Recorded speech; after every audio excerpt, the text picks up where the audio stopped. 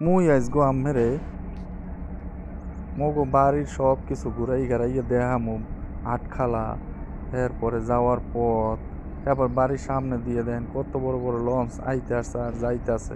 বাড়ির থেকে বাইরে এক নদী, এর মধ্যেই লঞ্চ দেখা যায়। এরপর দেখেন বাড়ির মধ্যে একটা ছাগল টাগল যা আছে সব এই বাচ্চাটায় দৌড়ে খেলা খেলা করতেছে। কি সুন্দর না আদর করতেছে, আর ছাগলটা মে মে করে বেড়াচ্ছে। পোলাপানের কি শান্তি গ্রামে। এরপর দেখেন এক গরুর ছাও বান্ধে থইছে।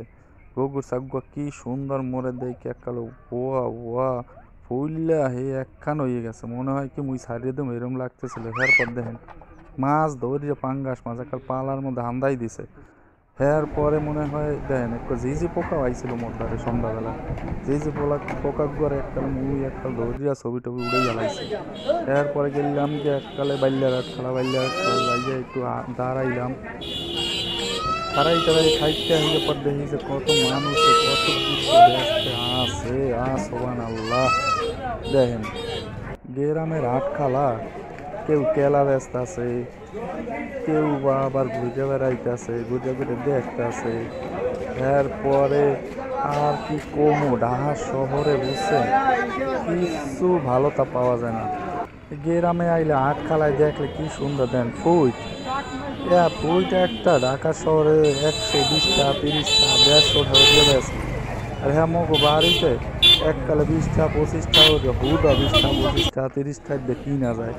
তারপর দেন চার দোকানে কি সুন্দর পশা সাজাই খালি খাওন আর খাওন। আমার যেইটা মন চাই সেইটাই আপনি ধরে ধরে খাইতে পারবেন। এককাল খুব ভালো পরিবেশেই সুন্দর মতো সাজাই টাজাই দিয়ে দিছে। দোকানদার কাল সেট করে চাইয়ে রয়েছে মোর দিকে। এরপরে বাড়ির সামনে এক লোক আইছে মুড়ি বেচতে। মুড়ি এককালে ঝাল দিয়া সুন্দর মতো কড়কড়া করে বানায়। ডাইক্কা ডাইক্কা বেচে। একটু জোরে জোরে বলতে হবে, বাটাটা হাতে নিয়ে একটু জোরে জোরে ধাক্কা মারেন। এরপরে দেখেন মোর ভাইস্তা আছে হাততালি মারতেছে পাশের বাড়ি আর কি। ভাইস্তায় কয় খাও খাও। মুই একটু খাইলাম, ভালোই লাগলো, একটু ঝালটাও বেশি দিয়েছিল চড়া চড়া করিয়া। কাকু ইউটিউবে দেখাইয়েন। মুই কইলাম হয় ঠিক আছে, তো আমার দেখা মনে মুড়িটা একটু ভালো করে বানাই দিয়েন।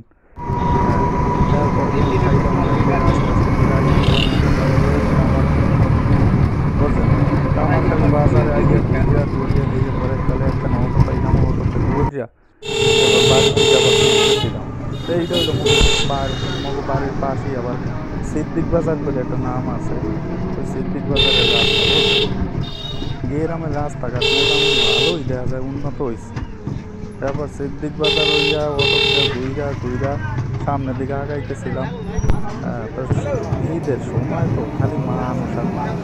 ঢাকা শহরের যে আমরা মনে হয় যে এককাল গ্রামে ঢুকে গেছে। কি কম আমরা করে দেখবেন আমি সামনে কি অবস্থা আছে। এই যে পরে সিদ্দিক বাজার আইলাম, সিদ্দিক বাজার আইসা একটু বললাম খাইটা। তারপরে সামনের দিকে আগাইতেছে অটো আগাইতেছে মানুষের বাইকটা অটো চলতে পারে না, কত কষ্ট। মাইক বাজাইয়া এই পরে সামনের দিকে আগে।